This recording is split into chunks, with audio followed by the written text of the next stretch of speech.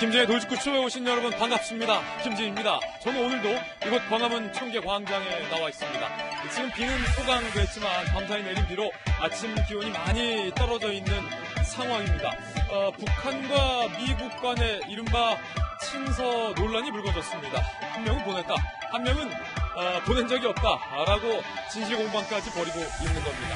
그리고 선거가 끝난 국회 상황은 무엇일까요? 잠시 후에 중요한 이슈들도 모아봤습니다. 저는 비가 오나 눈이 오나 매일 아침 이곳에서 여러분을 기다리겠습니다. 김진의 돌직구쇼 지금 라이브로 시작합니다. 잠깐만요.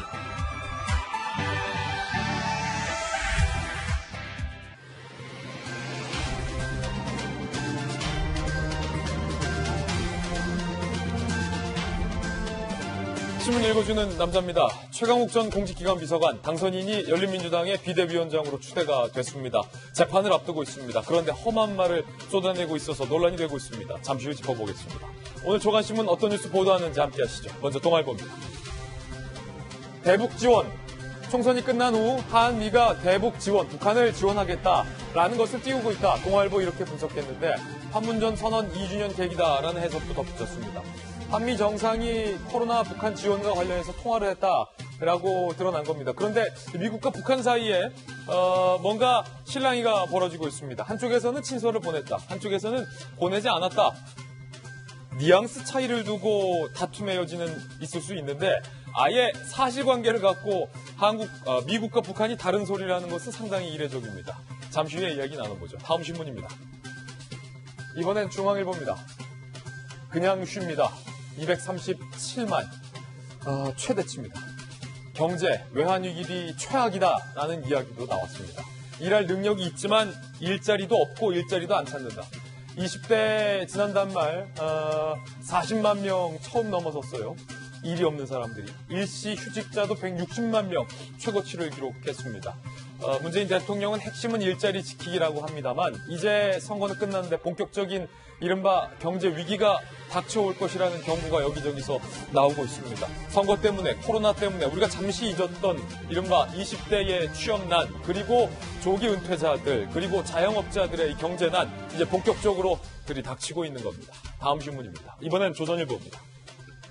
예배는 1m 거리 두고 가능하다. 토익도 가능하고 채용시험도 이제 가능해진다. 정부가 고강도 사회적 거리 두기를 종료하고 사회적 거리 두기를 시작을 했습니다. 이게 무슨 차이인지 잠시 후에 전문가 모시고 이야기 나눠볼 텐데 지금까지 종교시설에서 예배도 원칙적으로 그리고 유흥주점의 영업도 원칙적으로 운영 중단이 됐는데 이제는 이제 조금씩 풀려간다는 얘기입니다. 무엇이 가능해졌는지 잠시 후에 이야기 나눠보겠습니다. 다음 신문입니다. 이번엔 서울신문입니다. 조주빈의 신분증은 사진을 공개했지만 그의 공범인 강우는 비공개를 하기로 했다. 오락가락 신상 공개에 대해서 서울신문은 꼬집었습니다. 판단 기준이 자의적이다. 여론에 좌우될 수도 있다라고 지적을 하면서 범위와 방식도 제각각이다. 머그샷을 아예 공개할 것을 원칙적으로 제안을 하고 있는 상황입니다. 사실상 둘 다 신상이 공개됐지만 누군 되고 누군 안 되고 제가 보더라도 잘 이해가 되질 않습니다. 지금까지 신문 읽어주는 남자였습니다. 네, 오늘 아침 저와 함께 등판한 등판 선수 소개하겠습니다. 저희 돌직구쇼의 코로나 전문가이자 고려대학교 약학대학교에서 바이러스를 전공하신 김정인 교수님 모셨습니다. 어서 오세요. 노무현 전 대통령의 헌법 스승 경기대학교 부총장 박상철 교수님 나오셨습니다. 그리고 KBS 방송기자 출신 문체부 차관 청와대 대변인 보수의 품격 박성규 전 대변인 모셨습니다. 그리고 민주당의 상근부 대변인입니다. 이경 시사평론가 나오셨고요. 25년 국회 전문가 공감과 논쟁의 장승수 소장님 나왔습니다. 모두들 어서 오세요. 네, 오늘의 키워드도 3가지 준비했습니다. 하나씩 전해드리죠. 먼저 첫 번째 키워드는요. 고비 코로나19와 관련돼서 사회적 거리두기가 좀처럼 완화되질 않았는데 이제 완화되겠습니다. 무엇이 가능해졌는지 잠시 이야기 나눠보겠고요. 두 번째 키워드는요. 재시동 선거는 끝났고 문재인 대통령과 트럼프 대통령이 북한에 대한 지원 이야기가 오고 갔습니다. 그런데 북한과 미국 사이의 관계는 다 풀린 건가요? 해금된 건가요? 잠시 후 짚어보죠. 세 번째 키워드는요. 전 국민이라는 얘기입니다. 재난지원금 정부에서는 선별적으로 지원하겠다라는 계획 중인데 선거에서 압도적으로 이긴 여당은 무슨 소리 100% 국민에게 다 줘야 된다. 휴일에 회의까지 열었다고 합니다. 정부와 여당 간의 간극, 과연 어떻게 해소될 수 있을지, 무엇이 정답인지 잠시 후 이야기 나눠보겠습니다. 김지혜 노이즈구쇼, 오늘 톱뉴스로 문을 열겠습니다.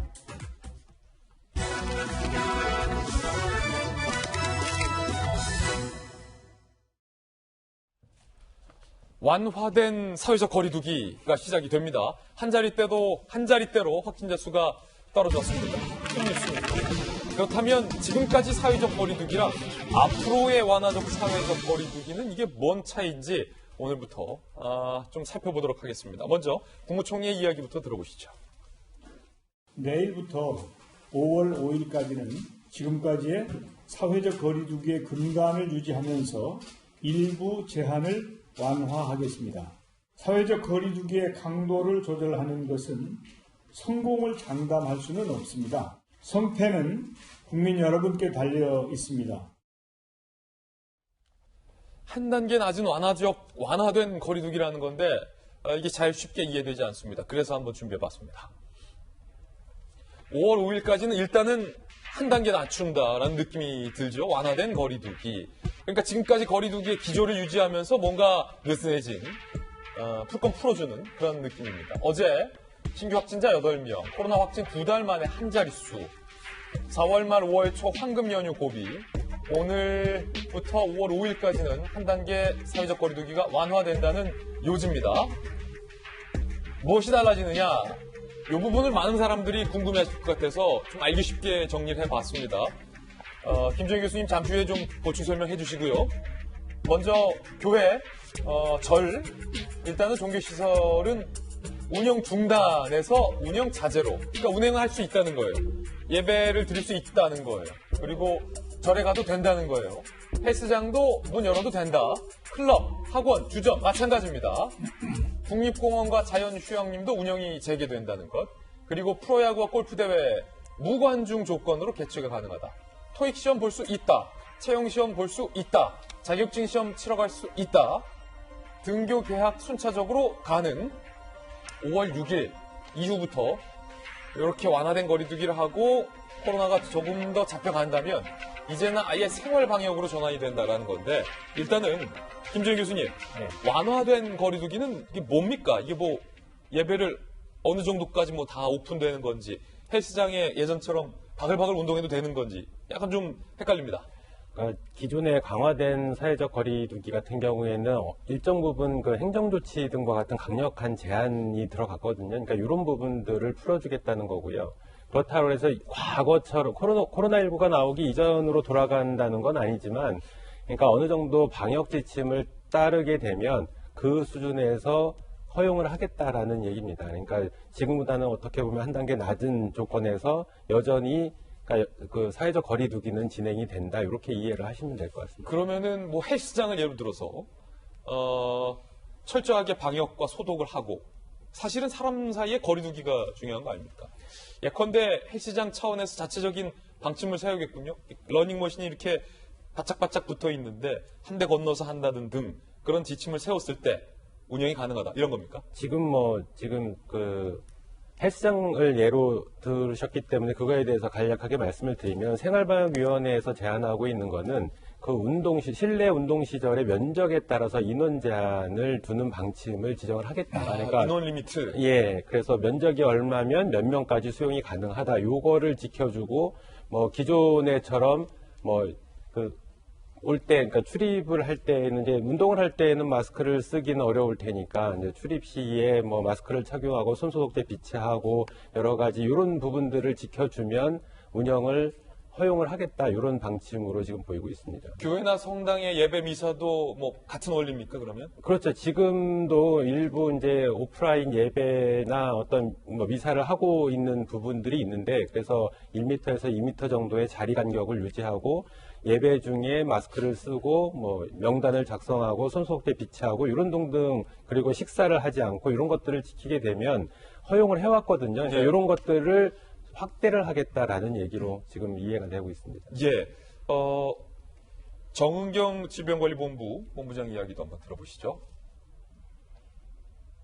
다시 한번 당부를 드립니다. 오늘도 의료 현장에서 마스크 자국이 얼굴에 선명하게 환자를 돌보는 그런 의료진들의 얼굴을 떠올려 주시기를 부탁을 드립니다. 사회적 거리두기를 더욱더 강력하게 실천해 주실 것을 당부를 드립니다. 헷갈리는 게 총리는 이제 좀 경제활동도 좀 풀어주는 메시지를 냈는데 질병관리본부의 메시지는 사회적 거리두기를 더 호소해달라. 그리고 의료진들의 이 마스크 자국을 기억해달라라는 메시지예요. 지금 어떻게 보면 정은경 본부장의 얘기가 보건적, 방역적인 면에서는 더 맞습니다. 지금이 가장 위험한 시기라고 볼 수가 있어요. 어느 그래요? 정도 국민들이 약간은 이제 과거에 조였던 부분을 풀기 시작했거든요. 이런 부분 때 만약에 집단 감염이 발생을 하게 되면 과거 신천지와 같이 대규모로 확산될 가능성이 충분히 있습니다. 그래서 다시 지금 불붙을 가능성이 있다. 그럼요, 언제든지 가능합니다. 과거 사례가, 그러니까 싱가포르 같은 경우가 이제 대면 계약을 하면서부터 다시 확진자가 크게 증가를 한 사례가 있거든요. 그래서 지금도 이제 5월 초쯤 되면 단계적으로 계약을 추진하겠다라고 하는데 저는 아직까지는 유치원이나 초중고등학교 어떻게 보면은 아이들의 어머님들은 이제 안 좋아하실 수도 있는데 제가 보기에 방역적인 측면에서는 아직까지는 시기상조라고 보이고요. 그런 의미에서는 만약에 순차적으로 대면 계약을 시행을 할 거면 대학부터 시행을 해보는 게 더 낫겠다라고 생각을 합니다. 그래서 수업을 어떤 제한된 공간에 진행을 했을 때 그 안에서 확산이 되는지를 한번 봐야 되는데 유치원, 초중고등학교 같은 경우에는 마스크 착용이나 생활방역이나 이런 부분들이 어느 정도 얘기를 해도 잘 이행이 안 되는 경우가 상당히 많습니다. 그런데 반면에 대학생들 같은 경우에는 성인이기 때문에 본인들이 지켜야 될 부분들을 스스로 지키는 경향이 있어요. 물론 밖에서 이제 식사를 하고 어떤 술을 먹거나 모임을 갖거나 카페를 가거나 하는 부분들이 있는데 지금도 일정 부분 대학생들이 그걸 하고 있거든요. 그래서 제가 보기에는 순차적으로 대학생부터 대면 계약을 시행을 하고 단계별로 해야지. 왜냐하면 제가 우려하는 부분이 그러니까 여러 시설을 한꺼번에 완화를 시켜버리면 그 중에서 산발적으로 집단 감염이 발생을 했을 때 우리 보건당국이 과연 감당을 할 수가 있을 거냐. 저는 이게 가장 우려스러워요. 그러니까 단계별로 풀면서 그 상황에서 어떤 돌발 변수가 발생을 하면 그거는 대응이 가능한데 여러 군데에서 집단적으로 계속 발생을 하게 되면 이거는 감당하기 어려워지는 부분이 있거든요. 그리고 그 다음에 감염 경로를 모르는 경우도 굉장히 발생을 할 수가 있어서 이런 부분은 좀 고민을 더 해보시는 게 왜냐하면 다시 한번 세컨 웨이브가 오게 되면 그때는 꽤 오래 갈 수가 있거든요. 그래서 굉장히 조심을 해야 되는 단계다 이렇게 보고 있습니다. 그러니까 사회적 거리 두기가 조금은 완화됐습니다만 이럴 때일수록 더욱더 철저하게 우리 스스로 그리고 업장 스스로 어떤 그런 방역 조치를 취해야 한다. 그래야 다시 불붙지 않을 수 있다라는 이야기로 좀 들리는데요. 그런데 부산에서 안타깝게도 한 부녀가 병원 교회에서 잇따라 확진되는 지역 감염 사례가 나왔습니다.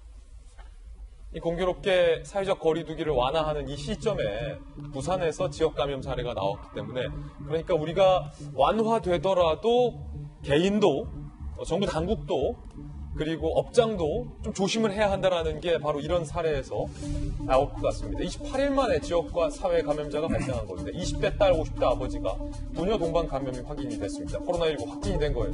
딸은 대구 확진자 입원 병동이 부산의료원의 간호사이고요. 병원의 접촉자가 157명인데 병원은 부분 폐쇄 조치가 됐습니다. 아버지는 고교행정실 직원이고 지난 12일 부산 강서구의 한 교회에서 부활절 예배에 참석을 했는데 이 때문에 학교와 교회도 일시적으로 폐쇄가 됐습니다. 두 사람 중 한 명이 감염 뒤에 2차 감염으로 예측이 되고요. 감염 경로는 아직 미상. 요즘 들어 부쩍 감염 경로 미상인 확진 사례가 나온 것 같아요. 병원, 교회, 학교 등 최소 377명에 대해서 격리 조치가 취해있고요. 집단 감염의 우려도 여전히 가능성이 있다는 말씀 드리겠습니다. 사실은 박성규 전 대변인 청와대에 있잖아요. 네. 제 주말에 보니까 저는 사회적 거리 두기를 그래도 열심히 지키고 있는데 많은 대다수 우리 국민들도 지켜주고 계신데 보니까 날도 좀 따뜻해지고 벚꽃도 이제 적긴 했습니다만 이제 철쭉도 올라오고 진달래도 이제 슬슬 보이기도 하고 예쁘거든요. 그러니까 저희 주변의 동네에 보더라도 마스크 안 쓰시고 뭐 꽃놀이 하시는 분들도 많고 그 뒷산이 있는데 뒷산에 그렇게 사람분들이 많이 오시더라고요. 조금은 좀 걱정돼요. 부산 이 사례 보면서. 네, 걱정이 되는데 고백하자면은 저도 그 사람들 가운데 한 사람이었습니다. 어제. 다녀오셨군요. 예, 마스크는 물론 꼈고 거리를 유지했지만은 지금 자가격리 이 사회적 통제를 거리 통제를 한 지 한 2달쯤 되는 거 아니에요?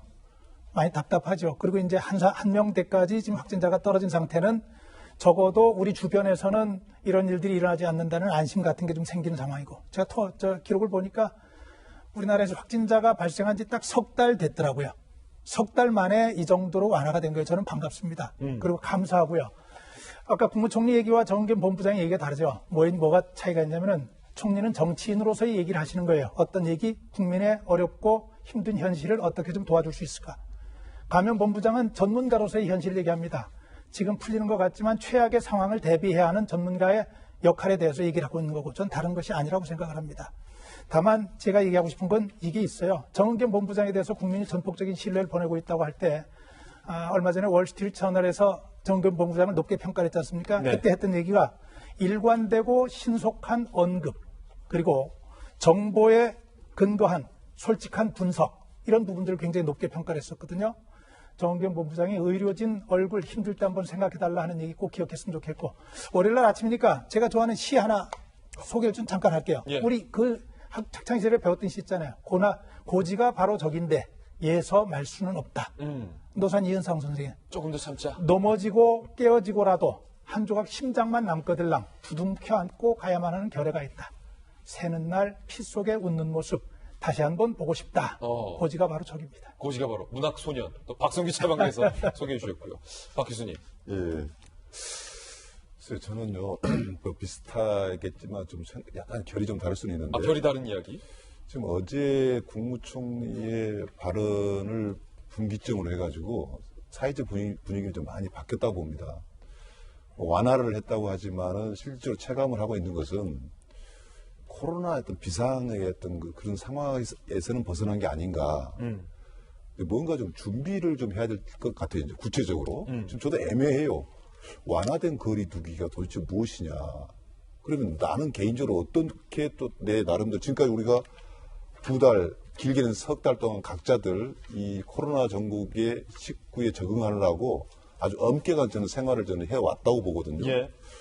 근데 지금 이제 싱가포르 같은 경우 이제 재발되고 또 학교가 이제 그 개방됐을 때 그 문제점 같은 걸 이야기하는데 우리가 생활 방역이라고 이야기하지 않습니까? 지금 5월 6일 날 생활 방역을 한다면 약 2주간에 거쳐서 우리는 그걸 구체적으로 좀 준비를 했으면 좋겠어요. 방역은 방역대로 하더라도 우리가 그런 이야기 하지 않습니까? 코로나19가 지나가더라도 옛날로 돌아가지는 않고 새로운 시대가 올 것이다. 대충 무슨 말인지는 알겠어요. 뭐 온라인 수업도 굉장히 아주 상세화될 것이고 뭐 이런 이야기들 나올 거 아닙니까? 근데 그 중에 이제 중요한 것이 이 시대에 살아가는 우리 시민들, 소위 이제 그걸 뭉뚱어서 한 이야기가 민주시민 교육이에요. 그럼 아까 유치원 이야기가 나왔단 말이죠. 유치원을 더 이상 집에다 놔둔 것도 좀 문제라고 생각합니다. 오히려 2주 동안에 학교 유치원 선생님들 이런 분들한테 거의 우리 정은경 본부장만큼 아주 감염 의료 체계의 준 전문가가 될 정도로 앞으로 그래야 될 거 아닙니까? 뭐 어떤 바이러스가 어떻게 나올 줄 알아요. 차라리 초등학교 학생이라든가 이런 학생들 학교로 오라 그래서 정말 거리두기는 어떻게 하는 것이 실질적인 것이며 뭐 이런 것을 철저히 교육시킬 것이 필요하지 어린애들을 데리고 와봤자 말도 안 듣고 오히려 골치 아플 수가 있다. 과연 그러면 집에서 이 스트레스를 좀 받아들이는 것이 과연 효율적인 것인가라고 생각했을 때 저는 약간 좀 체감을 하게끔 지금부터 그러면 5월 6일 날 생활 방역으로 들어간다라는 정말 새로운 우리가 원하던 단계로 많은 것이 완화되고 그런 단계로 들어간다면 이 기간 동안 무엇을 해야 될 것인가를 지침을 아주 반복적으로 그것도 총리 말 따로 뭐 진료인 뭐 의료인 따로 이렇게 하지 말고 서로 명확하게 합의된 이야기로 1, 2, 3 우리가 요즘 저도 생활에 있어요. 마스크 반드시 전 2개 가지고 다닙니다. 손 씻어야 되고 그래서 하는 겁니다. 그런 어떤 그 간단한 메시지와 행동 지침을 구체적이게 두는 식으로 삼아야지. 딱 들으면 뭔지 알게. 그렇죠. 왜냐하면 지금 이미 마음은 풀렸다. 아까 뭐 시도 잘 읊었습니다만 이런 긴장감도 중요하지만 풀렸다라는 것을 이것을 어떻게 할 겁니까? 그래서 그런 지침이 좀 명확했으면 좋겠다라는 것을 당부드립니다. 예, 두 분께서 이제 지금까지와 다른 앞으로의 삶에 대해서 말씀을 주신 거잖아요. 경찰도 조금 이런 부분에서 바뀌었다고 합니다. 음주 단속. 과거에 부세요, 더. 에헤이, 선생님, 삼키지 마시고. 이런 모습은 이제 잘 안 보일 것 같아요. 그렇다고 뭐 제가 음주 경험은 전 단 한 번도 없습니다. 술을 마시고 핸들을 절대 전 잡지 않습니다. 그 음주운전 경력하신 분들이 공직에 가는 게 문제 있습니다. 어쨌든 코로나19 확산 후 검문식 음주운전 단속이 중단됐죠. 음주교통사고가 전년 대비 24%그 틈에 증가했다는 거예요. 경찰청은 오늘부터 불지 않아도 되는 비접촉식 음주감지기를 시범적으로 투입하다라는 거예요. 운전자 30cm 앞에 갖다 대면 단순 호흡만으로 알코올 감지. 이거 신기하네. 그냥 이렇게 입 대고 부는 게 아니라 그냥 들숨 날숨을 자연적으로 이게 알코올이 있는지를 측정한다는 겁니다. 알코올 센서 경고 램프 작동한다는 그런 얘기예요. 김재희 교수님, 이 과학 사이언스 기술 발전 좋네요. 그렇죠. 이거는 물리학적이라 저도 정확하게는 잘 예. 모릅니다. 근데 일단 그 알코올 성분을 감지하는 센서를 부착을 해서 가까이 이렇게 숨을 불지 않아도 또 그 알코올을 감지하는 어떤 센서를 개발을 해가지고 이용을 하는 것 같습니다. 그래서 굉장히 민감도가 높은 걸로 알려져 있고, 심지어 차 안에서 요즘 손소독제 많이 사용하는데 이런 거를 사용을 하거나 아니면 동승자가 술을 먹거나 이럴 때조차도 감지가 가능하다, 이렇게는 알려져 있습니다. 근데 현 상황에서 음주운전이 증가한다는 거는 그렇게 우려스러운 부분이고요. 맞습니다. 그래서 이렇게 해서 일단은 양성 반응이 나오게 되면 그 해당자에 대해서 다시 추가 검사를 하는 방식은 어쨌든 방역적으로도 크게 위험은 없을 거라고 보여지고 있습니다. 그래서 뭐 적절하게 이런 음주운전 단속도 하는 것도 맞겠다, 이런 생각을 가지고 있습니다. 음주 사고가 24% 증가했다고 하잖아요. 주변에서. 그러면 안 되지만, 요즘 코로나라 음주 단속 안 해. 후 안 해. 먹어. 이런 정말 철없는 분들이 계시거든요. 교수님이 그러면 안 된다고 한마디만 해주세요. 실제로 그러시면 안 되고요. 그러다 보니까 이제 더군다나 일부에서는 대리 운전을 부르면 이분에 의해서 내가 감염되는 거 아닌가, 이분 때문에 대리를 안 부르다 보니까 여러 가지 복합적으로 작용해서 그러는 분이 많다라고 들었어요. 그러네요. 들은 얘기로는. 그래서 절대로 음주운전 하시면 안 되고요. 그 뒤에 오는 여파를 생각을 해가지고 소중한 내 가족 그리고 타인의 생명 이런 거 다 복합적으로 생각하시면 음주운전 안 하시고 차라리 차를 놓고 대중교통 택시를 이용을 하시든지 버스를 이용하시는 게 훨씬 낫겠다, 이런 생각이 듭니다. 마스크 쓰시면 되니까. 요즘 대리기사님들도 마스크 다 쓰시더라고요. 네. 맞습니다. 김정희 교수님 모시고 코로나19에 대해서 짚어봤습니다. 감사합니다.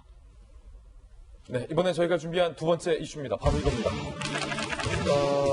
선거가 끝나고 북한 이슈가 점점 올라오고 있습니다. 특히 한미 정상 간의 대북 지원 이야기가 오고 갔는데, 그런데 여전히 북한과 미국 사이는 냉랭하기만 합니다. 황당한 논쟁까지 나왔습니다. 일단 트럼프 대통령의 이야기 한번 들어보시죠. North Korea, I see they're testing short-range missiles. Been doing it a long time.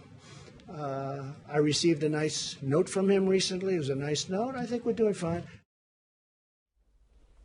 트럼프 대통령은 북한 김정은으로부터 좋은 편지를 받았다, 나이스 노트를 받았다라고 이른바 과시, 자랑을 한 겁니다. 그런데 어찌된 일인지 북한은 우리 안 보냈는데 라며 반박했습니다. 이게 뉘앙스의 차이 갖고 싸우는 건 여러 번 봤는데 보냈다 안 보냈다를 갖고 사실관계를 갖고 이러는 건 처음 봤습니다.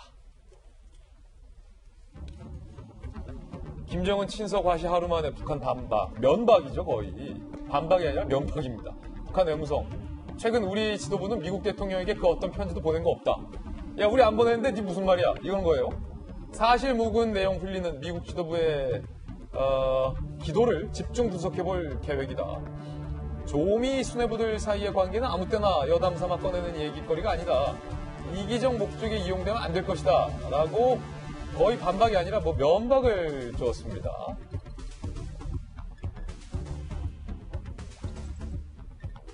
저는 이런 건 처음 봤어요. 북한 보도도 오래 했고 국방부 출입도 꽤 오래 했는데, 박성기 대변인께서는 기자 시절도 있었고 청와대에도 계셨으니까 누가 거짓말하는 거예요? 그럼 보냈다는 게 맞습니까? 안 보냈다는 북한 말이 맞습니까? 우리가 확실히 아는 거는 양쪽 모두 거짓말 잘하는 사람들이에요. 그죠? 그런데 이게 외교입니다. 트럼프 대통령이 레터라는 표현을 쓰지 않았어요. 노트. 나이스 노트라 그랬어요. 노트라고 하는 개념 속에는 메모도 포함될 수 있고 메시지도 포함될 수 있어요. 물 밑으로 오는 어떤 그렇죠. 그런 메시지. 그러니까 분명하게 확인할 수 있는 것은 제 생각에 어떤 교감은 있었다. 그것이 편지 형식은 아니었을 가능성이 높다. 그러면서 아마 제가 단계 지금 외교라고 말씀드렸는데 미국에서는 여기까지 갔을 수 있어요. 북한에서 비공개를 요청했을지 모르는데 우리가 공개하면은 너희들은 아니라고 부정해도 괜찮다. 여기까지도 가는 것이 외교입니다. 아, 그래요? 예. 거기까지 가요? 그렇게 충분히 갈 수 있죠. 왜냐하면은 외교를 우리 얘기할 때 겉의 모습과 속에서 돌아가는 모습 그 똑같다고 착각하지 말라고 얘기했잖아요. 그래서 외교적 언사라고 하는 것이 중요하다는 게 외교는 겉으로는 굉장히 온화하고 부드럽고 또 그리고 다 뭐 모든 것을 포용할 것 같지만 뒤로는 자기의 이익을 위해서 정말 총칼을 안 가졌을 뿐이지 엄청난 치열한 싸움을 벌이는 거거든요. 그거라고 보면 되고 저는 이거하고 같이 맞물려서 봐야 되는 게 조금 전에 그 말씀드렸죠. 메시지는 주고받을 가능성이 있다. 북한에서 보냈을 가능성이 있다는 거예요. 그만큼 북한은 지금 상황이 어렵다는 거예요. 안 좋을 수 있다는 거예요. 예. 다만 그것을 드러내기는 어려운 상황이에요. 어느 정도 어려우냐면은 가장 크게 본인들이 생각하는 김일성의 생일조차도 이번에는 조용히 넘어갈 수밖에 없는 그런 상황이었거든요. 김정은이 안 나타났다는 거예요. 그렇죠. 어렵고 여기 이제 한 가지 같이 좀 봐야 되는 게 미국의 노련함이라고 저는 보이는데 어저께 해리스 대사가 글로벌 호크가 한국에 도착했다는 것을 그거 잠시 후에 저희가 얘기 나눠보겠습니다. 같이 연결시켜서 예. 볼 수 있는 고리예요. 잠시 후에 다시 예. 한번 말씀 제가 부탁드릴게요. 네네. 북한 소식에 정통하시고 북한학과 주임 교수도 하셨고 북한 내부 사정을 아마 저희들 중에서 가장 잘 아시는 박상철 교수님께서 보시기에 지금 김정은이 김일성 생일에도 안 나타나서 일각에서는 사실로 확인되진 않았으나 김정은이 코로나에 걸린 거 아니냐라는 얘기도 나왔는데 주말이 지나고 오늘 미국과 대한민국 정상들 사이의 교감은 코로나19를 지원해주자, 북한을 지원해주자라는 메시지가 한미 사이의 교감대를 이뤘다는 거예요. 진짜 김정은이 아픈 거예요? 이거 정말 중요한 부분이거든요. 우리가 이제 코로나 전국 때문에 남북 문제를 약간 소홀히 했던 게 있어요. 뭐 들린 거 있으세요? 네. 혹시 김정은과 건강과? 아마 토요일 정도가 저는 가장 극성을 부렸다고 생각하는데 각 언론사에서 김정은 혹시 죽은 거 아니야까지도 이야기가 나왔거든요. 그랬어요? 혹시 연락 못 받았어요? 비싼 거 받았어요. 저는 놀란 게 언론 기관 책임자분들도 이걸 궁금해하더라고요. 왜냐하면 방금 이야기 나왔듯이 4월 15일 날 얼굴도 안 보여. 그리고 요즘 코로나 사태고 김여정이가 또 뭐 이런 것들. 그런데 우리가 이제 상식적으로 북한의 어떤 그 김정은 정도의 위치에 있는 사람이 만약에 무슨 문제가 생기면 그 문제를 감지를 할 수 있는 시스템이 첩첩으로 되어 있습니다. 그렇습니까? 우리도 확인할 수 있고 미국도 확인할 수 있고 일본도 확인할 수 있고 중국도 확인할 수 있고. 그쪽에 그래서 다 소스가 있잖아요. 그렇죠. 박종강님은. 우리가 휴먼티 이게 꺾였다 해도 김정은의 신변에 관한 한은 우리가 놓칠 수는 없다라고 생각을 하시면 될 것 같고요. 방금 우리 박 교수님께서 잘 설명하셨는데 한쪽은 노트라 그러고 한쪽은 레튼 뭐 오고 가는 이야기가 있다라는 것은 이제 팩트일 수는 있어요.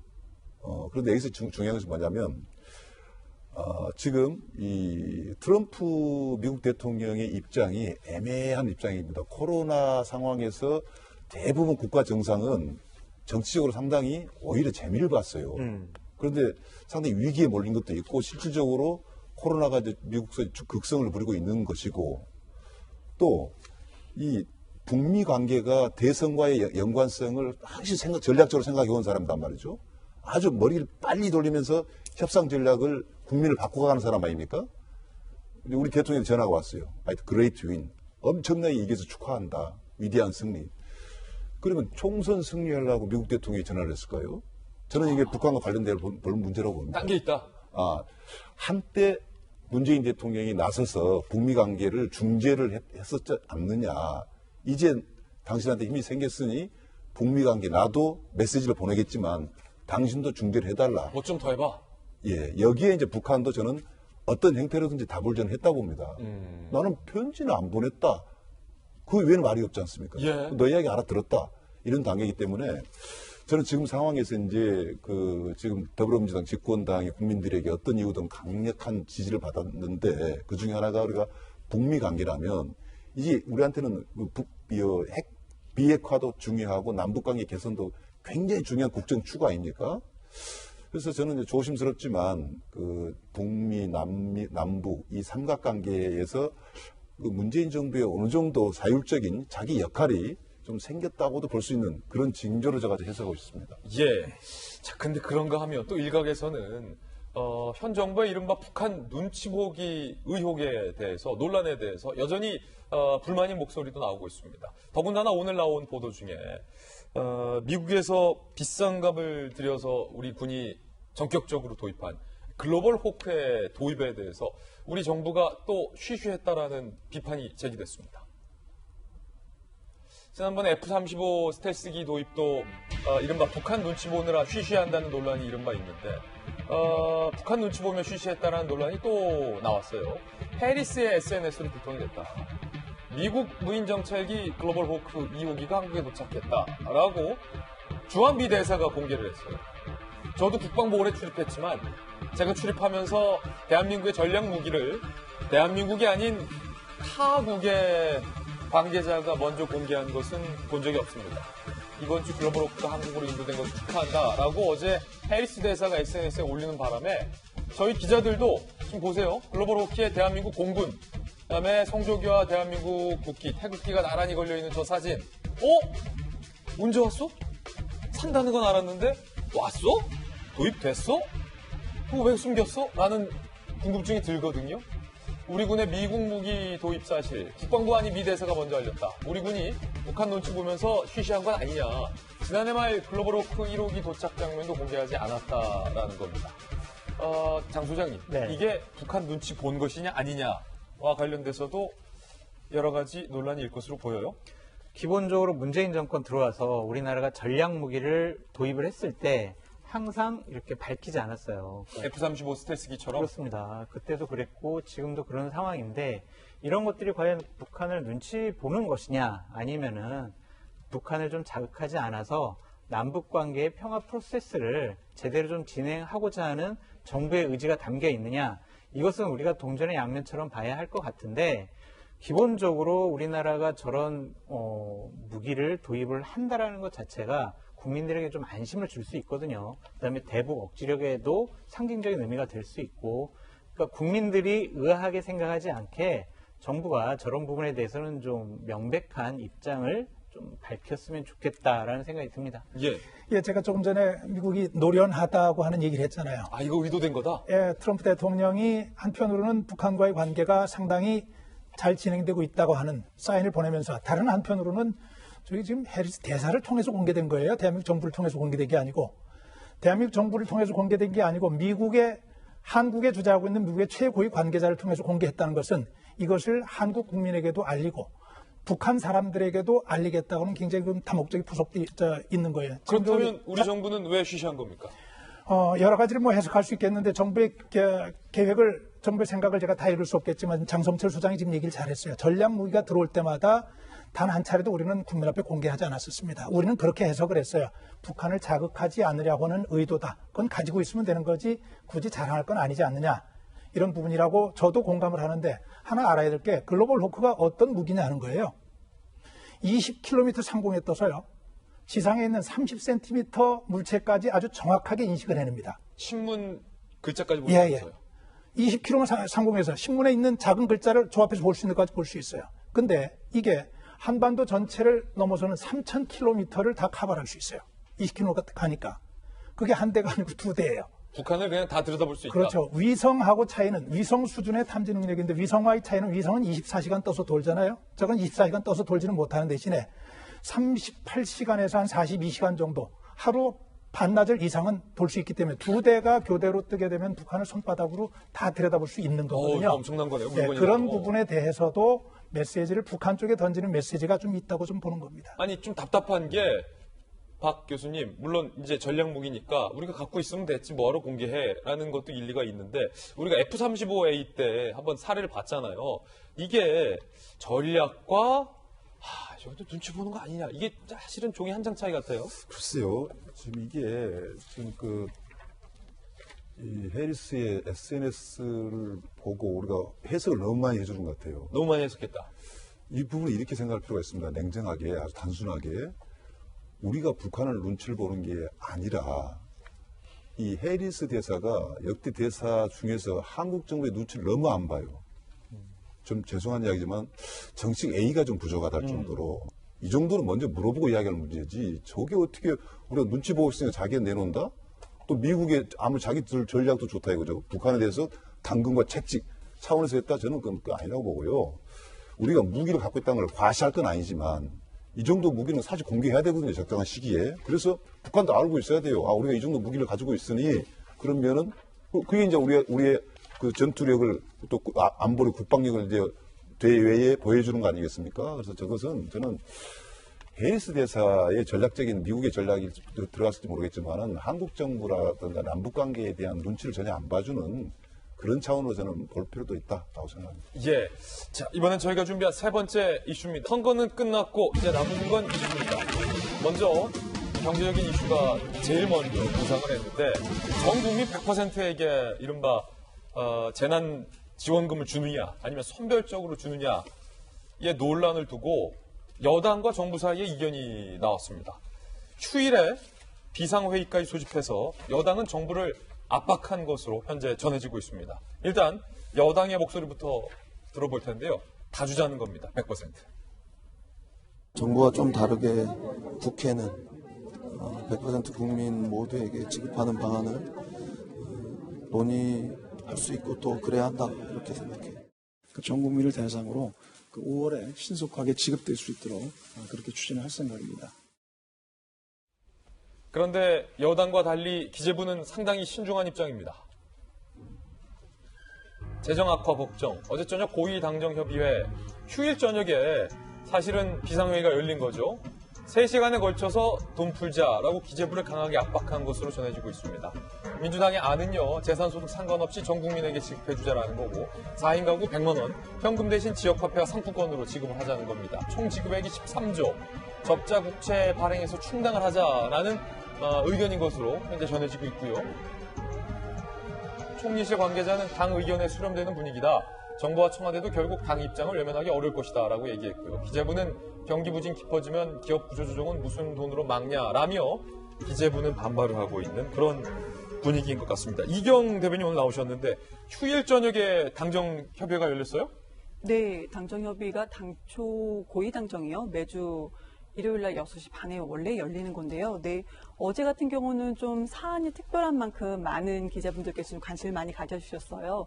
그런데 이 사안 자체는 지금 정부에서는 소득 하위 70%, 그러면 전체 액수로 따진다면 9조 7천억 원이고 지자체하고 정부가 8대2로 나누다 보니까 추경 예산안은 7조 6천억 원이 지금 국회에 넘어와 있는 상황이거든요. 그러니까 지금 민주당에서 100% 지급을 하자라고 얘기를 하는 게 총선 전에 계속 그렇게 얘기를 하고 있었어요. 총선 공약이었으니까. 네, 총선 공약이었고 계속 그렇게 국민들에게 얘기를 하고 있었기 때문에 그 얘기를 이번에서 말을 번복하고 바꾼다는 게 그렇게 쉽지는 않을 것 같아요. 그리고 바꿔서도 솔직히 안 되겠죠. 저는 개인적으로 고액 자산가까지 전부 다 이걸 지급하는 게 맞는가에 대한 개인적인 의문은 있어요. 이경의 소신. 저의 개인적인 의견인 거죠. 그 전에 이 관련해서 얘기할 때도 저는 그런 얘기를 좀 개인적으로 그런 마음은 있지만 그렇지만 지금 당에서 그걸 말을 바꾼다는 건 쉽지는 않을 것 같은데 예. 그럼 당에서는 전체 다 줬을 때 14조 정도 되니까 3, 4조만 이렇게 좀 지출안을 좀 조정하면 되겠다 이런 얘기를 하고 있는 것 같은데 그런데 이 시점에서 제가 좀 보는 거는 오히려 미통당입니다. 미통당 같은 경우는 어땠어요? 선거 기간 때 줄 거면 전부 다 줘라. 그런데 금액은 민주당 같은 경우는 1인 40만 원, 그래서 4인 가족 100만 원까지 이렇게 얘기했었는데 미통당은 1인당 50만 원씩 무조건 4인 가족 200만 원이었습니다. 네. 그런데 지금에 와서는 이거 좀 문제가 있지 않냐, 조절해야 된다. 이렇게 말을 바꿉니다. 저는 오히려 지금 정부는 정부 안대로 얘기를 하지만 국회 내에서 좀 야당이 이렇게 말을 바꾸는 거에 대해서는 국민들께서 또 어떻게 보실까라는 생각이 듭니다. 예, 변함부 변호사님. 일단은 전 국민에게 주는 게 맞다고 생각을 하고 있고요. 그러니까 이제 사실 트럼프가 헬리콥터 현금 살포라고 하는 것도 어차피 다음에 소득세 정산 과정에서 회수할 수가 있기 때문에 고액 소득자들은 다시 회수할 수 있다. 사실 필요금의 비율을 상당히 낮추게 된다라면은 상당 금액 다시 회수로 거둘 수가 있으니까. 연말정산 때 다시 그렇죠. 고액 연봉자들은 거둬들이면 된다. 연말정산이나 5월달 종합소득세 계산할 때 다시 가져가면 되는 것이고 그런데 필요금비 비율을 아주 적게 하게 될 경우에는 사실 상당 회수할 수 있으니까 일단 줬다 세금으로 회수하는 방안이 낫지 않을까 싶은 생각이 들고요. 일단 사실 또 현금 주는 게 아니라 지역화폐나 상품권이기 줬다 때문에. 뺏으면 좀 그렇지 않습니까? 근데 뭐 종합소득세 한 뭐 800만 원 내는 사람이 820만 원 냈다고 하더라도 차이를 맞아요. 못 느끼거든요. 맞아요. 혹시 또 잘라진 점 모르시겠어요? 저 안경세로 했거든요. 경기도 재난소득이 지급되니까 어차피 지역화폐고 상품권이기 때문에 쓸 수밖에 없어요. 안경을 새로 맞췄습니다. 그렇군요. 어차피 이게 소상공인 입장에서는 뭐 매출이 돌 수 있는 효과가 생기기 때문에 현금이 아니라 이런 지역화폐 같은 건 적극적으로 할 필요가 있다고 보여지고요. 그다음에 이제 적자 국채 발행에 대해서 기재부가 걱정을 하게 되는데 이건 사실 김종인 전 선대위원장 얘기했던 것처럼 우리나라 예산의 개수 조정, 항목 조정을 통해서 추가 국채를 최소화하고 기존 예산 보면서 하는 게 맞다고 보여지거든요. SOC 사업은 일단 당장 보류하거나 줄이고 필요 없는 건설 사건도 하지 않고 그 돈을 복지로 바꿔서 항목 조정한다면 충분히 그 우리나라 500 몇 조 예산에서 가능할 텐데 일단은 기재부에서 너무 기존 예산 사업은 그대로 하고 추가로 국채를 발행하자. 요거는 조금 잘못되지 않았을까라는 싶은 생각이 드네요. 안경 잘 어울립니다. 아유 감사합니다. 네, 그걸로 샀군요. 그 경기도 예. 저거요. 경기도는 얼마 줬어요? 30? 경기도 1인당 10만 원씩. 10만 원? 예. 딸 거를 제가 썼습니다. 아, 그렇군요. 되게 비싸 보이는데. 자, 미래통합당 얘기 나와서 자연스럽게 미래통합당 이야기를 해보겠습니다. 선거에서 패배한 미래통합당은 비대위 리더십을 두고 또 내홍에 휩싸이는 듯합니다. 지금 과연 야당이 이렇게 분열할 때인가라는 비판과 우려가 여기저기서 제기됩니다. 일단 목소리 들어보시죠. 선거 참패에 대한 일말의 책임이 있는 분이고 외부인에게 당 운영을 맡기고 또 당의 미래를 맡기려는 이 나약하고 줏대 없는 정당에게 어떻게 국민이 믿음을 줄 수 있겠습니까? 또 새 당선자들 계시잖아요. 빨리 조기전대를 열든지 해서 새로운 지도부 체제를 구성하기 위한 하나의 그 수석대책위원회 성격을 좀 가지는 게 좋겠다 해서. 국회통 장성주 소장님, 그러니까 이분들의 반대는 김종인 위원장은 비대위원장으로 안 된다. 그리고 선거 패배에 어찌됐든 책임이 있는 분 아니냐라는 반대의 목소리인데 그렇다면 이제 기자들 입장에서 궁금한 건 아니 통합당에 누가 있냐는 거예요. 비대위원장 할 만한 분으로. 있다면 왜 선거 때 안 했다는 거예요. 지금 두 부류가 있어요. 그러니까 중진 의원들과 당 지도부는 김종인 비대위원장으로 하자. 그래서 그분에게 최대한의 권한을 주고 시기도 2, 3개월의 조기 전대가 아니라 어느 정도 기간을 주자라는 것이 이 지도부와 중진 의원들의 생각이고. 왜냐하면 선거 때 선대위원장이긴 했지만 뭐 공천 다 끝나고 막판에 왔기 때문에 김종인 선대위원장이 사실은 뭐 할 수 있어도 할 수 있는 공간이 없었잖아요. 그렇죠. 그리고 뭐 김태현 의원처럼 좀 반대하는 분들은 아니 저분이 총괄선대위원장이었는데 과연 저분이 선거 패배 책임이 있는 것이 아니냐라는 것과 아니 우리 내부에서 찾아보자. 왜냐하면 그동안 비대위원회도 구성을 많이 해보고 비대위원장도 외부에서 모셔왔지만 과연 당이 비대위 체제가 성공했느냐라는 거에서는 상당히 의심스럽다. 비대위 자체에 대해서? 그렇습니다. 예, 그러니까 우리가 내부에서 우리 당을 잘 아는 분이 비대위원장을 하고 그 다음에 조기전대를 통해서 정통성 있는 지도부가 권한을 갖고 당을 개혁해 나가는 것이 옳지 않느냐라는 것이 이제 반대파들의 입장이죠. 근데 저는 이 부분에 있어서 신재철 당대표 권한대행이 좀 월권을 하고 있다는 건 맞는 것 같아요. 아, 그래요? 그분은 이제 떠날 사람이잖아요. 그러니까 저분이 해야 될 일은 김종인 위원장한테 가서 저희들 비대위원장 맡아주세요. 이렇게 할 게 아니라 오늘 이제 당선자 대회를 여는데 그분들의 의견을 모아서 거기서 새로운 21대 미래통합당 원내대표를 뽑습니다. 그분한테 당대표 권한대행직을 옮기고 그분이 비대위원장을 어떻게 할 것인지 비대위를 어떻게 구성할 것인지를 의원들과 논의를 통해서 결정하는 게 맞다라고 생각을 합니다. 예, 그런가 하면 열린민주당은 선거 후에 비대위를 꾸렸습니다. 그 비대위의 선봉을 이분이 맡았습니다. 최강욱 전 공식기관 비서관, 최강욱 당선인이 열린당의 비대위 선봉을 맡게 됩니다. 3석밖에 그쳤죠.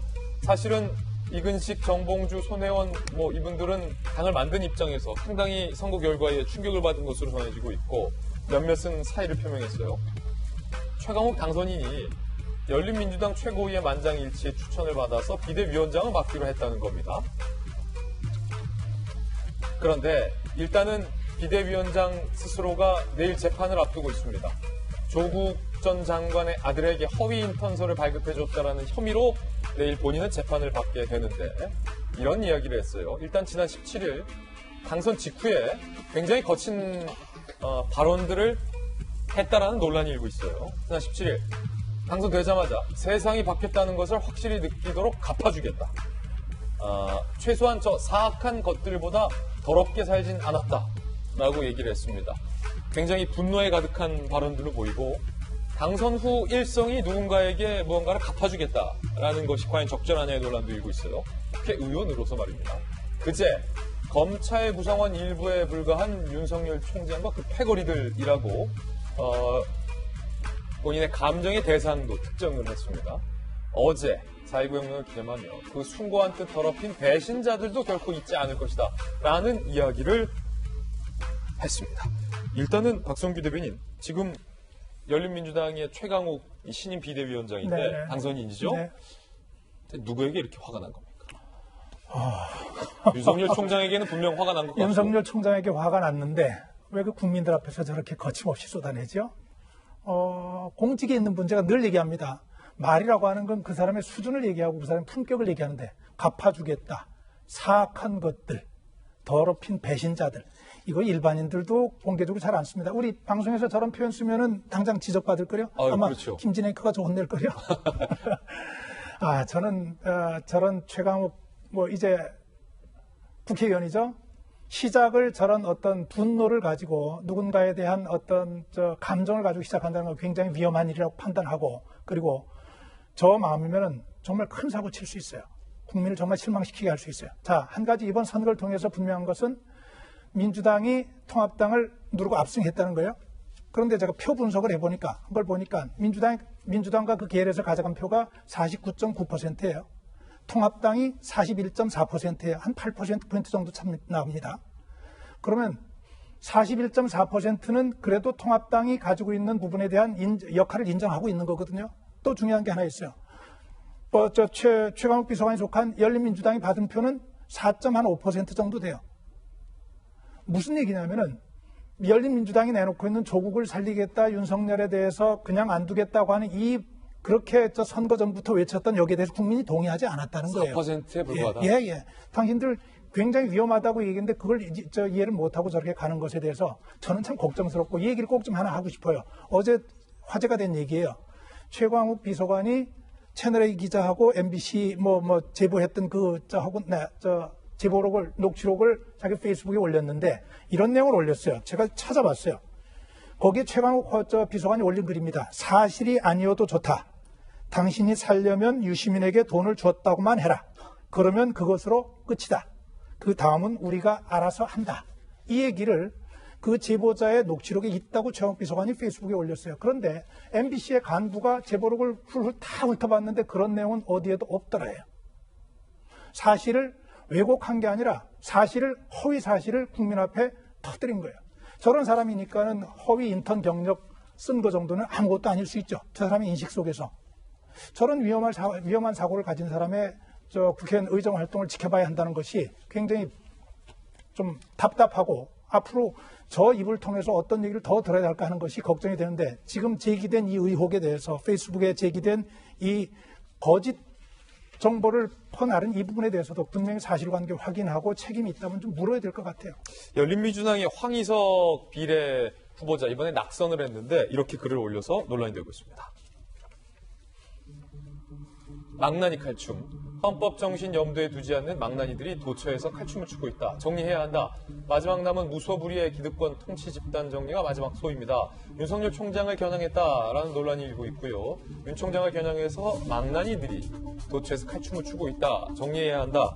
라고 썼다라는 논란이 일고 있는데, 장 소장님, 네. 이게 윤석열 총장을 겨냥한 건 맞습니까? 맞습니다. 그러니까 어쨌든 저 열린민주당에 있는 저 분들은 윤석열 총장을 지속적으로 공격을 해왔었고, 선거 과정 중에서도, 그리고 저분들이 얘기하는 검찰 개혁이 윤석열을 쫓아내는 것이 아니냐, 그리고 검찰을 장악하려는 것이 아니냐, 그리고 자신들을 향한 여러 가지 검찰의 수사와 기소 사건에 대해서 그런 것들을 방어하기 위한 것이 아니냐, 그런 의심이 들 정도로 상당히 험한 말을 많이 드러내고 있는데, 국민들께서 다 알고 계세요.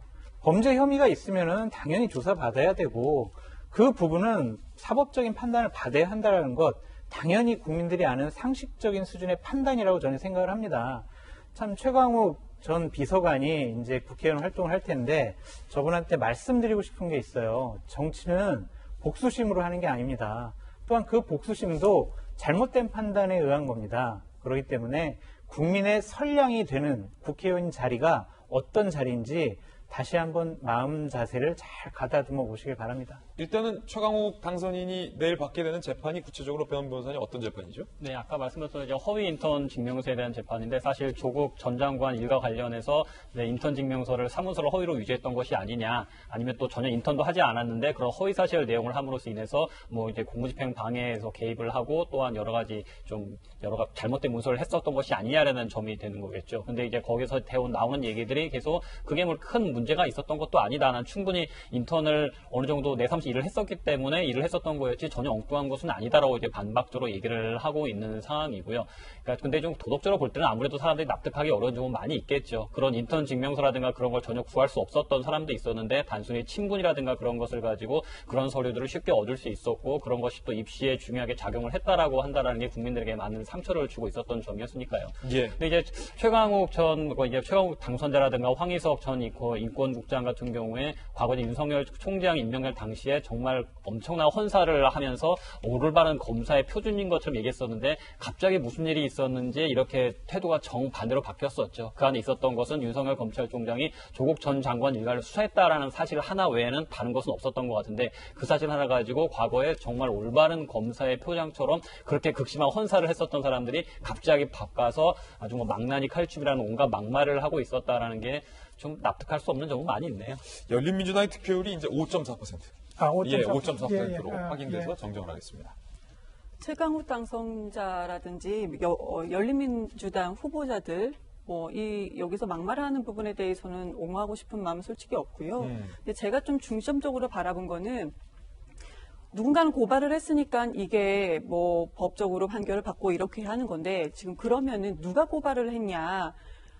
국회에서 있다 보면 고소 고발이 정말 남발하는 것을 확인할 수가 있습니다. 그럼 누가 고발을 했냐에 저는 좀 중점을 봐서 봤는데 최강욱 당선자를 고발한 데가 법치주의 바로세우기 행동연대라고 법세연이라고 언론에 많이 보도가 되었습니다. 이종배 대표인데요. 이분이 홍준표 후보가 대선 때 지지 선언을 했던 분이세요. 그러면 이게 이종배라는 분이 누구누구를 이렇게 고발을 했는지 좀 면밀히 좀 봤는데요. 이해찬 대표, 추미애 장관, 조국 전 장관, 조희연 서울교육감, 또 유은혜 장관 이런 분들만 고발을 했습니다. 이거를 봤을 때 이게 진짜로 순수한 정말 뭐 의도가 없는 순수한 고발이냐라는 의문 좀 듭니다. 예, 갚아주겠다라는 최강욱 당선인에 대해서 진중권 전 교수가 이렇게 얘기를 했습니다. 이재수 비리, 울산시장 선거 개입, 사문서 위조, 신라젠 등등 부패 무리들께서 세상 받겠다는 것을 본격적으로 보여주겠단다. 우리 우기 하고 싶은 대로 다 해. 우리 최강 우기라 우기군요. 완장차고 설치는 꼴이 가관이다. 내일 재판 잘 받으라. 피의자 태도가 많이 불량해 보인다. 뭘 잘했다고? 이라고 한마디 했군요. 박 교수님. 이게 지금 최강욱 당선인을 중심으로 해서 검찰 문제를 정치적 시각으로 보는 것, 이것은 굉장히 어떤 국한된 저는 시각이라고 봅니다. 우선 지금 이제 소위 말해서 비리정당, 위성정당 역할을 했죠. 표를 얻기 위해서. 그러니까 열린우리당 지지층을 끌어들이면서도 더불어민주당하고 같이 간다라는 것, 범여권을 분류되면서 표를 얻기 위해서 노력했는데 이번에 3석밖에 못 얻었어요. 열린 민주당이. 저는 이제 정말 정치적 시점에서 판단을 내려야 될 것 같아요. 더불어민주당이든 열린민주당이든 정말 더불어민주당에 오래만 있었던 요상한 위성정당 사례로 끝나느냐, 아니면 별도의 행성으로 나는 나대로 주장하고 싶다, 열린민주당. 그러면 아직 저는 아니라 봅니다. 위성정당들은. 새롭게 정당 만들고 나가야 된다. 그래서 더불어민주당하고 열린민주당이 어느 정도 선을 긋는 건 합치든지 아니면 뭔가 정리를 좀 저는 해야 한다고 저는 보고요. 지금 예를 들어서 그 최강욱 당선인이 이 검찰의 문제점을 저런 식으로 나에 대해서 부당한 압박을 했다고 몰고 가면 자칫 진중권 교수 말이 100% 옳은 같이 돼버려요. 예. 최강욱이 하고 싶은 대로 하는 그런 검찰 계획이 지금 아니지 않습니까? 우기 마음대로 할 수 있는 게 아니다. 그렇죠. 뭐냐면 검경 수사권을 갖다가 경찰한테도 수사권을 주는 엄청난 큰 검찰 개혁을 쭉 해오고 있고 그 마무리가 공수처예요. 그 과정에서 나중에 결과적으로 보십시오. 검찰 개혁은 이루어지게 됩니다. 그러나 이런 행동이 나올 때마다 바로 이게 제가 항상 조심해야 될 것이 검찰의 사법 정치화, 정치의 검찰화, 사법화. 이것은 굉장히 경계해야 될 저는 문제라고 생각합니다. 결론적으로 말씀드려서 지금 현재 최강욱 당선인이 이야기한 것은 검찰 개혁의 본질이 아닙니다. 그러나 본인이 해명하고 투쟁할 거 투쟁하시라 이거죠. 그러나 정부에서는 윤석열 검찰총장도 마찬가지고 지금 빙산의 일각의 문제가 좀 큰 문제로 이게 확대가 돼버렸는데 이제는 검찰의 문제가 정치적으로 이렇게 거론된 건 좋지는 않습니다. 이제 마무리 수순으로 가는 거예요. 검찰 개혁에. 그 과정에서 법무부와 또 검찰총장 간의 파열음은 저는 분명히 생길 수 있다고 보는 것이지 이것을 선거도 끝났는데 계속 정치권에서 이야기하고 있는 것 저는 이건 집권 여당한테도 큰 저는 짐으로 작용되기 때문에 그 부분을 좀 자제했으면 좋겠다는 생각이 듭니다. 최강욱, 황희석 이런 분들이 윤석열 총장에 대한 어떤 분노가 엄청나다라는 것은 본인들의 발언을 통해서 드러났고 아마 많은 국민들께서도 왜 저분들이 윤석열 총장에 대해서 저렇게 악의 차 있다는 얘기가 나올 만큼 분노를 했을까라는 부분은 판단해 주시리라는 생각이 드는데 그 지목을 받은 윤석열 총장의 행보가 장 소장님 심상치 않아요. 검찰의 이른바 속도전이라는 얘기가 나오는데 총선이 종료됐잖아요. 첫 주말을 넘기기도 전에 라임 사태와 연루돼 있다는 청와대 행정관 전직 구속해버렸어요. 네. 그리고 신라젠 대표이사도 구속해버렸어요. 네. 시간이 없다라고 생각을 하는 거죠. 그러니까 7월 달에 공수처가 발족이 되잖아요. 물론 공수처장과 공수처의 검사들을 다 채용을 하려면 한 9월쯤 돼야 될 거예요. 하지만 공수처가 발족하기 전에 빨리 정권과 관련된 여러 가지 문제들을 조사하지 않으면 제대로 된 수사와 조사를 할 수가 없다. 그런 판단에 쓴 것 같습니다. 그렇기 때문에 앞으로 이제 5월 31일부터 21대 국회가 시작이 되지 않습니까? 그렇게 되면 윤석열 총장과 지금 저런 최강욱 의원 부류의 분들과는 상당한 여러 가지 갈등과 싸움이 벌어질 것 같아요.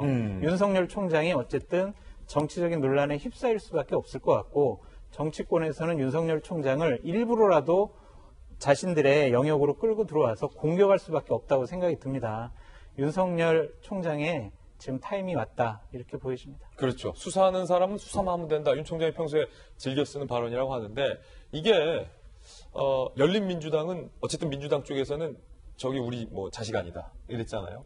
지금 열린민주당만의 주장으로 그칠지 아니면 범여권의 주장으로 이어질지가 또 향후의 관심사예요. 네, 지금 박상정 총장님 말씀하신 것 전적으로 공감합니다.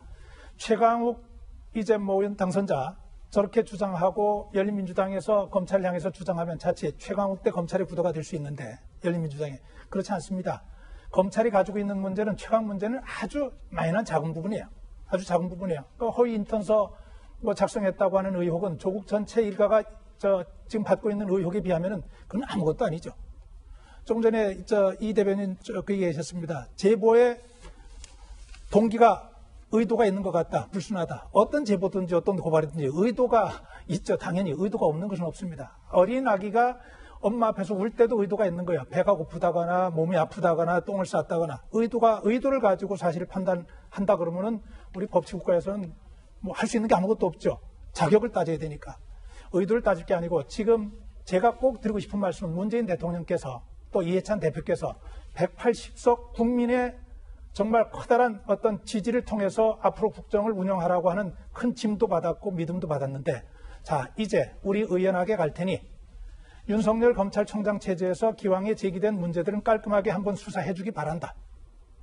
그 깔끔한 수사를 통해 가지고 국민이 제대로 알았으면 좋겠다. 그리고 이것이 혹시 문제가 있었다면은 우리 역사의 교훈으로 삼아가도록 하겠다 하는 입장을 밝혀주신 것이 전 좋다고 보고 지금 윤석열 총장 입장에서 서두는 거는 딱 하나밖에 없어요. 지금 장 소장 얘기했습니다. 시간이 별로 없어요. 시간이 별로 없기 때문에 본인이 어느 정도까지 어디까지 할 수 있을지에 대해서 누구도 알지 못합니다. 이 정부에서 워낙 강하게 공격을 하니까 다만 윤석열 총장이 알고 있는 게 하나 있어요. 문재인 정부 들어서서 어떤 정부도 어떤 정권도 이제 기록으로 남아있는 것들은 함부로 없애지 못하는 세상이 돼버렸어요.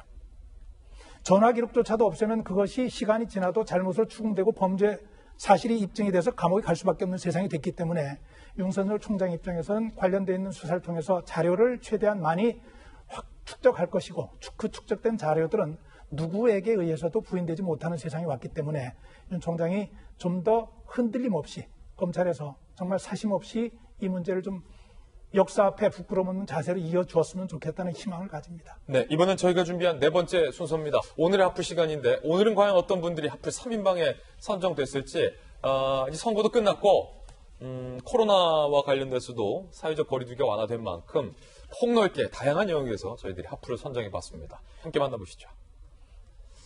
첫 번째 하플은요. 이거 정말로 안타까운 일이 전북 정읍에서 발생을 했는데 8살 아들이 승합차에 치여서 사망했는데 엄마가 몰던 차였습니다. 두 번째는 유시민 이사장. 세 번째는 이번에 국회에 처음으로 들어올 수 있게 된 국회 입성 최초의 개와 관련된 이야기입니다. 하나씩 전해드리죠. 먼저 첫 번째인데 이 사연과 이 뉴스가 알려지면서 많은 사람들이 정말로 내일처럼 안타까워하고 있습니다. 전북 정읍으로 가보시죠. 지금 이런 일인데 엄마가 몰던 차에 정읍 모자의 비극. 그제 18일이었어요. 전북 정읍의 한 아파트 단지에서 40살 여성이 승합차를 몰고 가고 있었는데 자전거를 타고 마주오던 아들이 엄마가 몰던 차에 치여서 사망했습니다. 불과 8살.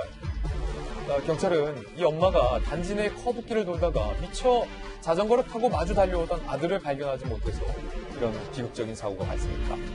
그런데 이 엄마는 제한 속도를 지키며 서행하는 것으로 보인다. 그러니 얼마나 더 비극입니까? 구급대 도착 전까지 저는 이 마지막 문장이 너무 안타까웠는데 경찰이 한 얘기예요. 엄마가 소스라치게 놀라서 승합차에 내려서 봤더니 쓰러진 사람 자기 아들이. 자기 아들에게 구급차가 오기 전까지 엄마가 응급조치를 했다는 겁니다. 아들을 살리려고. 그 절실한 엄마의 절규와 외침이 상상이 가는 장면이라 너무나도 마음이 안타까웠습니다.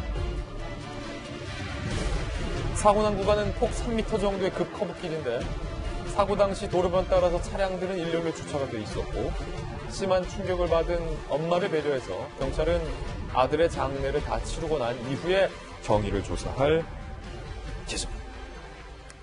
야, 이게 변환보 변호사님, 이게 우리가 이 자리에서 무슨 말을 하더라도 아들을 잃은 그것도 본인의 손으로 본인의 차에 아들을 잃은 엄마의 심정을 우리가 무슨 표현을 하더라도 과연 설명할 수 있을까 싶긴 합니다. 이 비극이에요. 그렇죠. 경찰이 그 사고 차량의 블랙박스를 열어봤을 때 전혀 뭐 어떤 특별히 뭐 과실이라든가 그런 부주의한 측면은 없었기 때문에 경찰도 뭐 상당히 안타까워했던 것 같고 아마도 엄마 차가 오는 걸 보니까 아들이 반가운 마음에 자전거를 타고 빨리 가다 했지 않았나 싶은 생각도 들기는 엄마 차다 이런 마음에. 그렇겠죠. 아무래도 이제 잘 보이지 않는 길이었었는데 뭐 아들은 당연히 엄마 차를 알 테니까 엄마인가 보다 하고 그냥 반가운 마음에 가다가 이 어머니는 그걸 보지 못하고 엄마가 아들을 못 본 거군요. 네, 그랬을 가능성도 많이 있을 것 같은데요.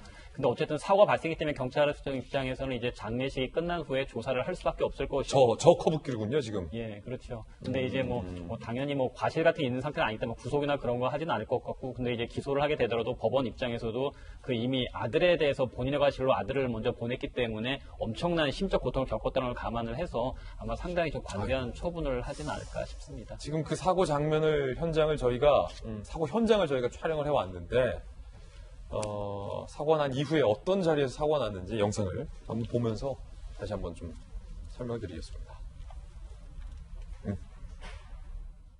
호흡맥박 없었고 맥박 사망으로 지금 확인됐습니다.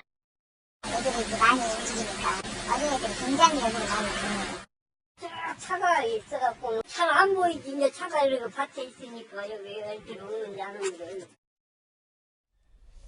지금 보시는 저 커브길, 이게 상당히 시야를 가리는 커브길입니다. 우리가 조심을 하셔야 될 것 같은데 한번 보실까요? 지금 엄마의 입장에서는 커브를 돌 때 과연 이 커브를 돌고 나서 무엇이 있는지가 보이지 않은 커브길이었다라는 겁니다.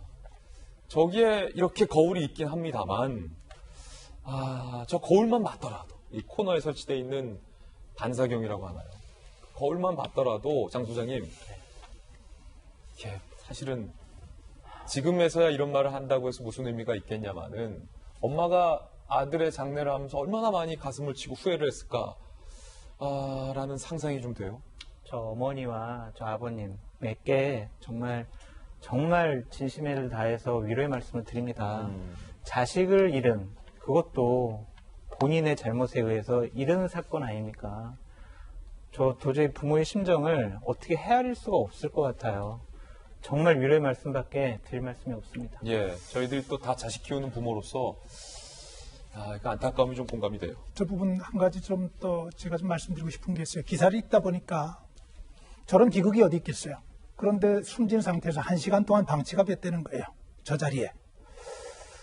뭔 일인가 하고 읽어봤더니 그 응급구조대 그 행동 준칙에 현장에 도착했을 때 숨이 멎은 사람의 경우에는 병원까지 데려가지 않아도 된다 하는 그런 규정이 있다 그래요.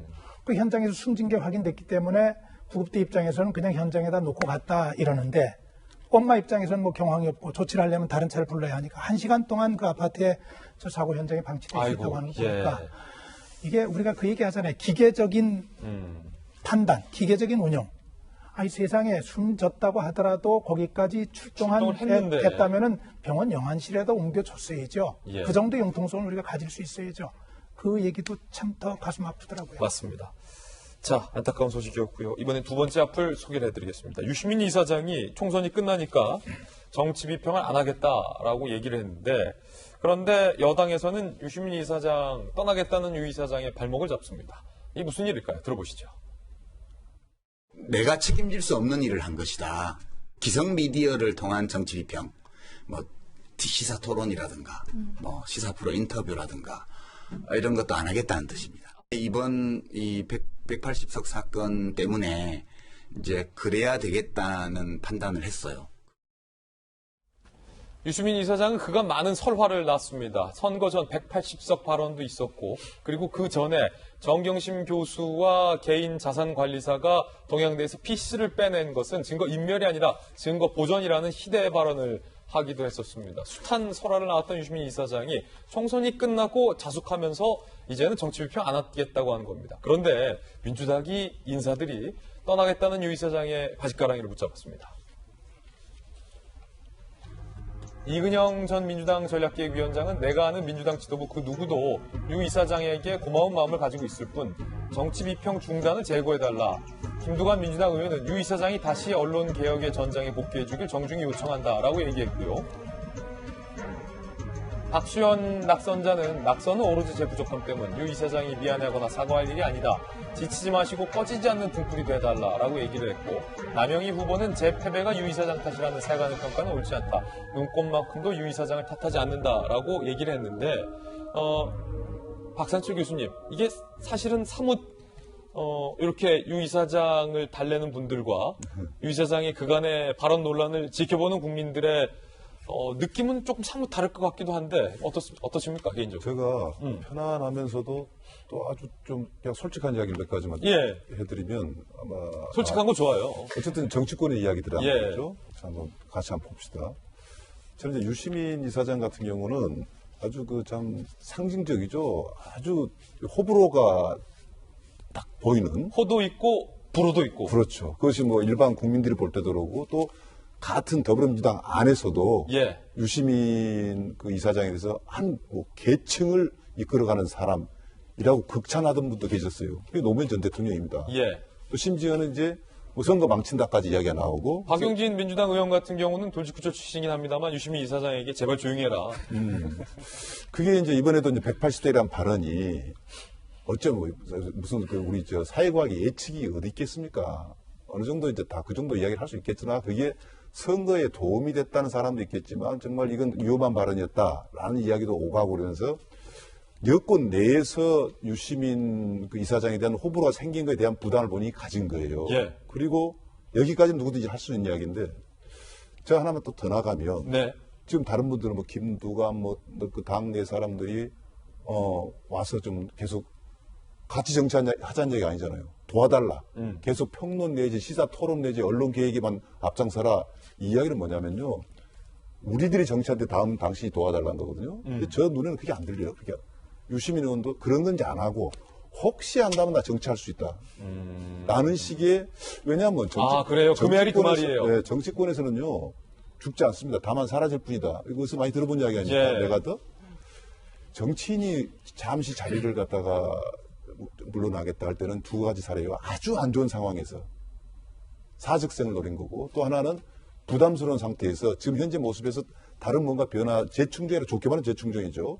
재장전일 수도 있고, 그런 것이 동시에 읽혀지는 장면으로 이제 볼 문제다라고 해서 저는 이제 편안하게 얘기하자는 겁니다. 뭐 유시민이가 옳은 사람이니 그런 사람이니 차원의 뭐 토크는 아닙니다. 이경대입니다. 네, 저도 좀 솔직하게 말씀드리면은. 솔직한 거 좋아요. 네. 이경의 소신 2탄입니까? 지난번에 유시민 이사장 총선 전에요. 그 범진보 여당만 180석을 얘기한 게 아니었습니다. 범진보 세력의 180석을 얘기했을 때 그때 제가 얘기했던 게 유시민 이사장은 지금 현재 당원이 아니시거든요. 민주당원이 아니세요. 그래서 당 밖에서 민주당을 좋아하고 지지하시는 분의 당 밖의 의견이다라는 이 정도 발언을 가지고도 제가 제 SNS가 난리가 났어요. 정말 많은 분들이 비판을 해주셨거든요. 예. 애정이 담긴 비판이었다고 생각을 해요. 그래서 다 좋아요를 다 누르긴 했었는데 그런데 지금 유시민 이사장이 뭐 정치를 할 것이다라고 교수님께서도 평가를 해주셨는데요. 저는 내부에서 좀 지켜본 결과 그거는 아닌 것 같고 진짜로 뭐 박수현 대변인이라든가 또 남영희 후보 같은 경우는 뭐 전국에서 가장 작은 득표 171석으로 좀 낙선을 했다고 했잖아요. 이분들에게 대한 좀 미안한 마음을 진심으로 담아서 혹시 나의 발언 때문에 낙선한 건 아닌가 그런 미안한 마음을 솔직하게 얘기했다고 저는 보거든요. 유 이사장이? 네. 그런데 민주당 입장에서는 유시민 이사장의 도움을 받은 건 사실이죠. 그러니까 진보 진영의 도움을 받은 건 정말 사실입니다. 그리고 유시민 이사장이 그 전에 180석 발언을 했을 때도 범진보 180석 발언을 했을 때도 민주당 내에서는 조금 전에 뭐 박용진 의원님께서 제발 조용히 해라라고 말씀하셨다고 했지만 박 의원님만 제외하고는 다른 분들은 그런 발언을 한 적이 제가 한 번도 못 들었거든요. 난 유시민 이사장과의 관계는 지금 언론에 드러난 부분 그 부분은 왜곡해서 보지 마시고요. 그 진심이 담긴 인터뷰들이 있어요. 아니면 페이스북에도 진심이 담긴 글들이 있거든요. 그걸 있는 그대로 받아들이는 게 어떨까 생각이 듭니다. 제가 조그맣게 하나만 추가를 할게요. 잠시만요. 일단 장수조 소장님 먼저 부탁드립니다. 저는 이런 상황을 보고 유감인 부분이 있고 부러운 부분이 있어요. 부럽다. 그러니까 유감인 부분이 뭐냐면 김두관 당선자 같은 경우에는 이런 유시민 이사장의 말이 보수 언론의 집중적인 왜곡 보도로 인해서 오해가 생겼다라고 얘기를 했어요. 이런 인식 자체가 상당히 좀 잘못된 것이 아니냐라는 생각이 들고요. 부러운 것은 뭐냐면요. 진보 좌파 진영은 자기네들 진영에서 무슨 일이 벌어졌을 때 잘못이 일어났더라도 감싸 안고 옹호해요. 잘못했어도. 스스로 문제 제기를 안 해요. 김남국 당선인 같은 경우에 여러 가지 논란이 있었지만 당에서는 조치할 것이 없다라고 얘기를 하고 이종걸 더불어시민당 대표 같은 경우에 분홍색은 포르노 색깔 아니냐 이런 식의 막말을 했는데도 그냥 은근슬쩍 넘어가잖아요. 자기네들끼리 그냥 감싸는 거예요. 이 부분에 대해서 보수 우파 쪽도 이거를 배워야 하는 것인지 저는 이 부분에 대해서 여러 가지로 좀 의미하는 부분이 있다. 같은 진영에서 문제 삼으면은 더욱더 이게 증폭되거든요. 근데 같은 진영에서 문제 안 삼고 그냥 속칭 뭉개니까 아무 문제가 되지 않는 거예요. 이런 부분이 이제 정치권에서 잘못된 선례로 남지 않을까라는 그런 걱정과 부러움이 있습니다. 우리가 좀 유시민 이사장 얘기를 너무 많이 해서 좀 부담이 좀 방송한테 주는 것 같은데요. 아까 유시민 이 말을 꼭 하려다가 그냥 이렇게 마무리를 했습니다. 유시민 이사장이 아마도 그럴 거예요. 지금 본인의 어떤 정치적 경험상 아까 호불호라고 얘기했잖아요. 유시민을 기준으로 해가지고 당내 어떤 서로 대립각이 생길 수가 있거든요. 180석이 됐다는 것은 이것은 우리의 헌정사가 경험에 가끔 나오는 현상인데 3당 합당부터 시작해가지고 반드시 서로 대결하는 계파가 생깁니다. 그래서 의석수가 많다는 것은 당내 소통이 너무나 힘들 때가 많아요. 그래서 소수 야당이 더 강력하게 비판력이 강할 때도 있거든요. 그런 게 있고 그다음에 의사결정 구조가 복잡해집니다. 유시민 이사장을 제가 정치적으로 하나 해석에 좋게 나가고 호평을 해주고 싶은 건 뭐냐면 유시민 이사장이 내 같은 사람이 일단 당분간 빠져 있어야 된다. 그것에 나는 하나의 신호탄을 보고 유시민 이사장이 빠진 부분에 대해서 다른 이제 그 멘트를 했지 않습니까? 아주 같이 했으면 좋겠다 뭐냐면 저는 그렇게 봐요. 그래 나가 있다면은 우리는 이제 우리 정치를 한번 시작을 하겠다라는 거니까 유시민 이사장의 상징은 범여권에서의 어떤 경계선이 뚜렷하기 때문에 이 경계선은 국민들이 좋아하지 않습니다. 그래서 그런 부분도 이사장이 나가는 덕분에 이룰 수 있다라는 식으로 더불어민주당에서 받아줬으면 참 좋겠다. 이렇게 말씀드리겠습니다. 조국 전 장관도 유시민 이사장의 이른바 정치 비편 중단 소식에 이런 SNS를 올렸습니다.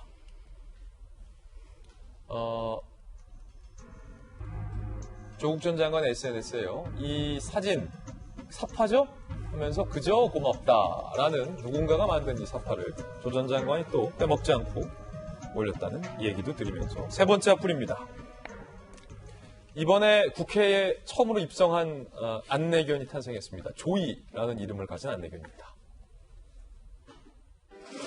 잠시만요. 제가 빨리 못 갈 것 같아요. 이쪽이요? 여기 책상. 예, 책상. 조야, 너 일로 들어가 볼래? 왼쪽에 앉아도 돼요. 공간이 많아서. 마지막 공천장 수여입니다. 바로 우리 조입니다. 네, 안내견 조입니다. 자, 우리 미래한국당의 비례대표 0번입니다. 0번.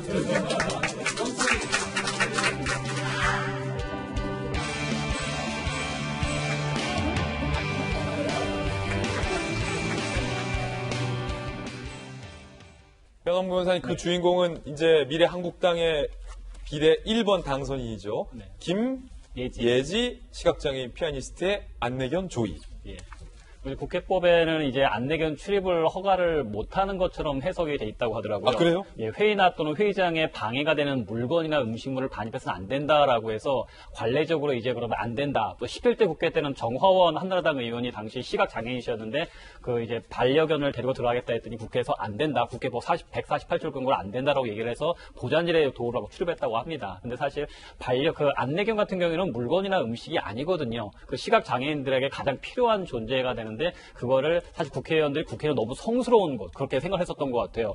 권위가 있고 하는데 어디 동물이 들어오느냐. 아니 그런 분들이 뭐 체류탄도 터뜨리고 그래요. 그러니까요. 그러니까 자신들이 하는 일 생각하지 않고 뭔가 자신들이 하는 거에 그러니까 안내견이 들어온다는 것 자체를 감당을 못하셨던 것 같은데 다행히 이 점에 있어서는 정의당도 그렇고 민주당 분들도 그렇고 다들 이거는 이제 우리 사회에서 인식을 전환해서 와야 되는 거 아니냐. 당연히 허약해야 된다라고 얘기해서 아마 긍정적으로 검토가 되는 것 같습니다. 이 자체가 하나의 큰 게 되겠죠. 유럽 의회에서 뭐 여자 의원이 추위지령 중에 아이를 수유하는 장면이 상당히 큰 호감을 줬었잖아요. 우리도 당당하게 국회에서 이제 당선 국회의원이 안내견 같게 들어가는 모습을 보이는 것 자체가 국민들에게 안내견이 어떤 존재라는 걸 인식할 수 있도록 좋은 그 사례가 될 수 있기 때문에 이것은 법 규정을 따질 것이 아니라 당연히 허락을 해줘야 되는 것이죠.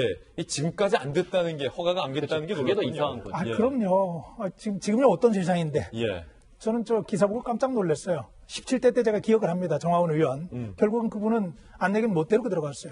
보좌관들이 회의 때마다 이렇게 보좌를 해가지고 들어가는 그 진풍경을 보면서 야 이게 정말 맞는가가 아니고 어이가 없었죠. 근데 지금 언제 지금 2020년대 거기다가 안내견뿐만이 아니라 반려동물이 사람으로 같이 인식이 되면서 가족으로 인식되고 있는 세상이에요. 그런데 국회에 저 반려견의 도움이 없으면 활동을 할 수 없는 의원에게 저 문제를 따져 물어야 하는 이 국회, 우리의 현실, 슬픈 거죠. 제가 조금 전에 구급대원들 그 얘기 드렸잖아요. 아무리 규정에는 이미 도착했을 때 숨진 사람이라고 할지라도 숨진 사람은 그냥 병원에 데려가지 않아도 된다고 할지라도 정상적인 사고를 가진 사람은 아이고 안 되지. 그리고 영안실에다 모셔가는 거예요. 규정이 뭐가 돼 있더라도 저런 문제에 관해서는 상식적인 사람을 가진 사람들은 아이고 이게 뭐가 걸림돌이 있으면 이거부터 제거해야지 하고 가야 되는 것이 맞는 거지. 예. 옳다 그러다 따지는 거는 국민을 참 가슴 아프게 하는 일이죠. 국회 사무처 관계자 이렇게 말해요. 과거 안내견 출입 불허 사례가 있었지만 세상이 변했다. 김 당선자가 의정활동하는데 문제없도록 조치를 할 것이다.